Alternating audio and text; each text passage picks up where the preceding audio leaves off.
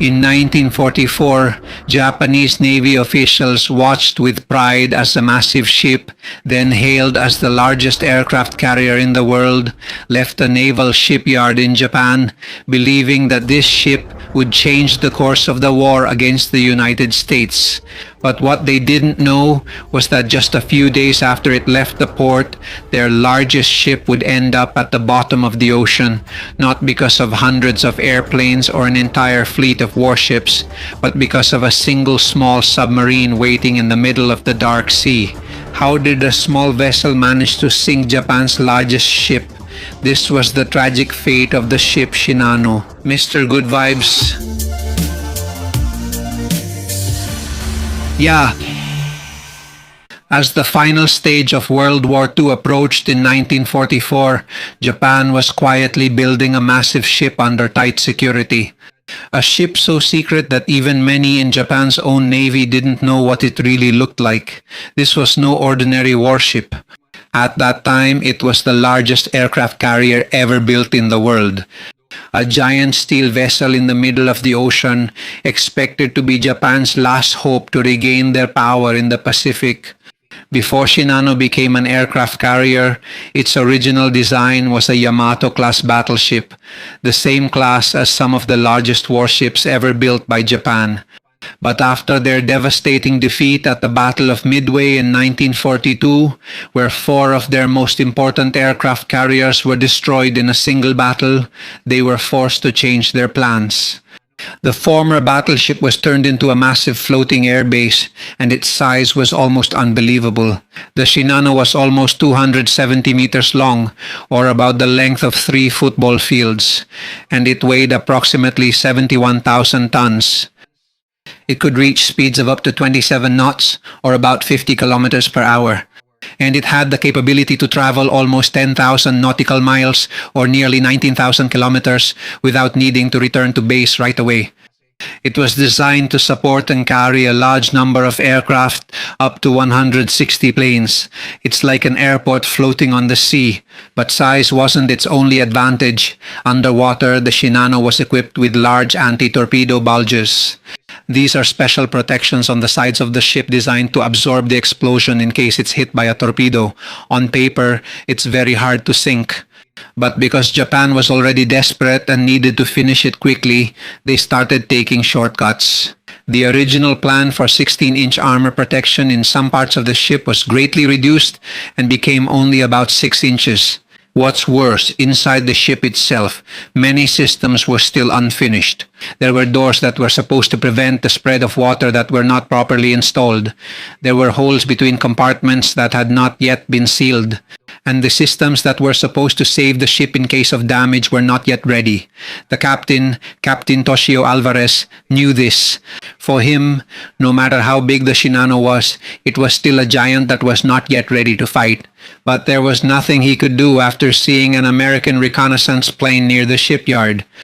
Japan was afraid that their secret weapon might be bombed before it could leave. So the order came, get the Shinano out right now, ready or not. But unknown to them in the dark waters, a small American submarine was waiting, and the giant ship they thought was almost impossible to sink was only a few hours away from facing its greatest challenge. On the afternoon of November 28, 1944, the Shinano finally left Yokosuka Naval Base. But this was not the grand voyage expected for the world's largest aircraft carrier. There was no grand celebration, no full force of the Navy protecting her. Instead, she left in secret as darkness slowly fell. She was accompanied only by 3 destroyer escorts, Isokaze, Yukikaze, and Hamakaze. Inside the ship, more than 2,500 people were on board, not just soldiers, but also engineers. Shipyard workers and civilian contractors. And while the Shinano was already sailing in the middle of the ocean, there were still people working inside it. Some were welding, some were fixing the electrical wiring, and others were rushing to finish the parts of the ship that were not yet complete. Because the truth is, even though this was the largest aircraft carrier built at that time, this giant was not really ready. Even its engine had problems. Out of Shinano's 12 boilers, 4 were not working, so it couldn't reach its full power and speed. But Captain Abe was hoping that the trip would be quick. They just needed to reach the core naval base where the ship's completion would continue.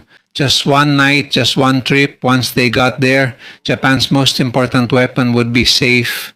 But at the same time, there was another vessel in those waters, a vessel they couldn't see. It moved silently in the darkness. The American submarine SS Archerfish. Compared to the massive Shinano, it almost stood no chance in terms of size and strength. But the one leading it, Commander Joseph Enright, had his own battle he wanted to win. Because before this mission, he once had the chance to attack a Japanese aircraft carrier. But he failed, the target got away, and that mistake was something he carried for a long time. So when he got another chance, he was determined not to let what happened before happen again. Around 8:15 in the evening, while the Archerfish was on the surface, they saw something unusual on their radar. A large object was moving in the ocean. At first, they thought it might just be an oil tanker with an escort. But as they got closer and looked at its huge shadow in the darkness under the moonlight, the truth gradually became clear. It wasn't a tanker. It wasn't an ordinary ship. It was a massive aircraft carrier, a type of ship they had never seen before. Enright knew that this might be the opportunity he had been waiting for, but he had a big problem. His submarine was slower than the target. If he submerged underwater, he would definitely lose it because they would become even slower, so he made a dangerous decision. The Archerfish would stay on the surface of the sea while they chased the giant ship. He knew that if the enemy saw them, they could be chased and destroyed by the 3 destroyers guarding the Shinano.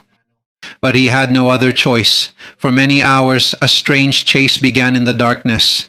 The largest aircraft carrier in the world against a small submarine. As Shinano continued its voyage through the night, the Japanese crew noticed something strange. There was an unidentified ship following their movements. It didn't take long for them to confirm that it was an American submarine on the surface, seemingly trying to chase them.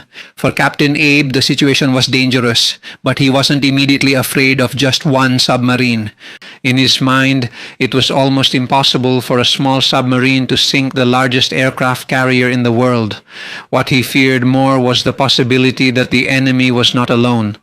It's possible that the submarine they saw was just a decoy to lure their 3 destroyer escorts away while other submarines were waiting to attack. Because of this, even though one of his escorts had the chance to chase the Archerfish, Abe ordered it back to the formation. He didn't want his escorts to be separated. For him, it was more important for them to stay together than to chase an enemy that might just be using them as bait. He didn't know that his suspicion was wrong. There was no large group of submarines nearby. There was no ambush waiting. The only one chasing them was a single submarine, the Archerfish. In the following hours, the unusual chase continued. At first, it looked like Shinano would be able to escape the enemy because it was faster. But around 11:22 that night, an unexpected problem occurred. One of Shinano's propeller shafts malfunctioned, so they were forced to reduce their speed. For Commander Enright and his entire crew, this was the opportunity they had been waiting for. The target that had almost disappeared from their sight earlier was now within their reach again. But it still wasn't enough just to see the Shinano. They needed to get to the right angle for an attack. One wrong move. They might lose sight of the biggest target ever to pass before them again. While Abe was trying to avoid what he thought was a bigger danger, he decided to change the direction of the Shinano. But what he didn't know was that the route he chose was exactly what Enright was waiting for. Instead of getting away, the world's largest aircraft carrier was slowly moving into the perfect position for the Archerfish. At around 3:05 in the morning, Enright knew the right time had come. After a brief chase on the surface of the sea, only then did he order the Archerfish to dive. The chase was over. It was time to attack. While the Archerfish was already underwater, the entire crew prepared for the attack. One by one, the torpedoes were positioned as the massive Shinano drew closer and closer, but Enright had a different order. He set the torpedoes to run at a shallower depth, just 10 feet below the surface. He knew that the Shinano had thick protection in some parts of its hull, so instead of hitting its strongest defenses, he chose to target the weaker part near the waterline. If that part is breached, water will rush in quickly, and when a ship as big as Shinano starts to tilt, its own weight can speed up its sinking. He doesn't need to destroy the entire giant, he just needs to hit its weakest part. Meanwhile, on the Shinano, they noticed the sudden loss of the Archerfish's signal. It disappeared from the surface, and Captain Abe knew what that meant. The submarine didn't escape. It dove. It was preparing to attack. He immediately tried to change the ship's direction again to evade. But at the worst possible moment, the maneuver he thought would save the Shinano actually exposed its entire side to the waiting submarine. Inside the Archerfish, Enright looked through the periscope. The target was there, the largest ship he could possibly hit. And after several hours of waiting, only one command was needed: fire. Just a moment after Commander Enright gave the order. One by one, the torpedoes left the Archerfish heading toward the Shinano. Inside the submarine, the crew could do nothing but wait. It was only a matter of seconds. But for them, it felt like an eternity. Then suddenly, a series of explosions shook the ocean. 4 torpedoes hit the starboard side of the Shinano. Inside the aircraft carrier, thousands of people felt the entire ship being lifted by a powerful force. Alarms sounded, the engines stopped, and within just a few minutes, seawater began to flood into the world's largest aircraft carrier. But even though they were hit, many still believed that the Shinano would not be affected by it. Because of its size, 4 torpedoes should not be enough to sink a ship like this. In the minds of the officers, the damage was serious, but they still thought they could save it. But little by little, they discovered the real problem. The biggest enemy they faced was not the force of the explosion, but the weaknesses hidden inside the ship. Because many parts of the Shinano were not yet finished, the water that should have been contained only in the damaged areas started to spread to other compartments. The holes that had not yet been sealed, doors that were not working properly, and systems that were not yet complete were the reasons why the situation worsened more quickly. Chaos began below the ship. The damage control teams desperately tried to stop the water from coming in. But while they were fixing one problem, a new area would start flooding. Some parts of the ship were already sinking into darkness. There were crew members who kept fighting even though they knew the situation was getting worse. And as time passed, there was one thing they could no longer hide. The Shinano was starting to tilt. Around 4 in the morning, Captain Abe was on the bridge when he felt that the deck beneath him was no longer level. The ship that was supposed to be a symbol of Japan's power was slowly being defeated by the water, but he refused to surrender. He gave the order to keep the ship moving. His plan was to reach the nearest safe place before the damage got any worse. But what they didn't know was that decision only made the water come in faster.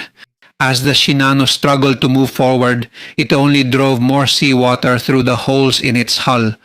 By morning, the once mighty aircraft carrier was almost impossible to control. The accompanying destroyers tried to tow it to safety, but even they couldn't stop the fall of a 71,000-ton giant. The ship that was supposed to change the course of the war was now just fighting to stay afloat.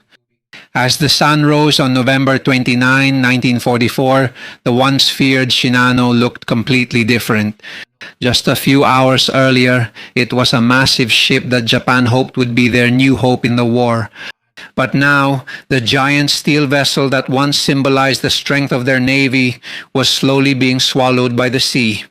Inside the ship, the remaining crew continued to fight. Even though the situation was getting worse, they still didn't give up and tried to restore the balance of Shinano by letting in water to the other side of the ship, a dangerous method used as a last resort to keep the ship from listing any further. And for a short time they thought it worked. The tilting of the Shinano slowed down a bit, and they had hope that maybe they could still save the ship. But it was already too late. There was already too much water inside. One by one, they lost control of the vital parts of the ship. The engines were stopping, the systems were failing, and the once most powerful aircraft carrier that they thought was almost impossible to sink now could no longer be saved. By around 10 o'clock in the morning, more than 1,000 people had gathered on the flight deck. The place that was supposed to hold airplanes and symbolize Shinano's strength became the last place they could cling to. As the ship continued to tilt and the water gradually reached its higher parts, most of them already knew what was going to happen.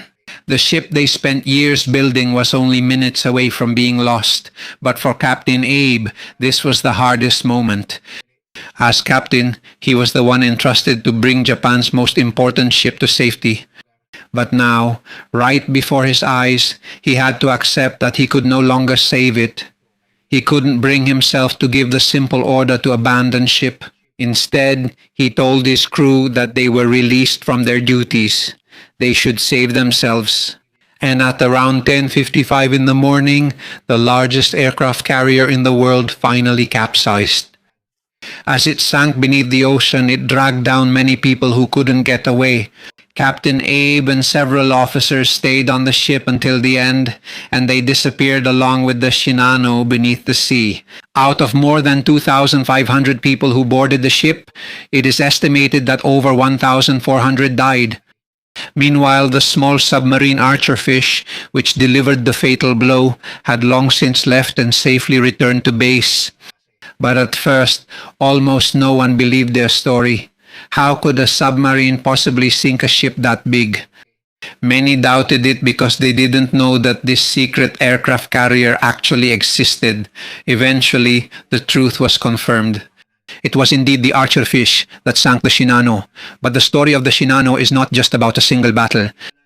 This is also the story of a giant with a hidden weakness, because it wasn't just torpedoes that brought it down.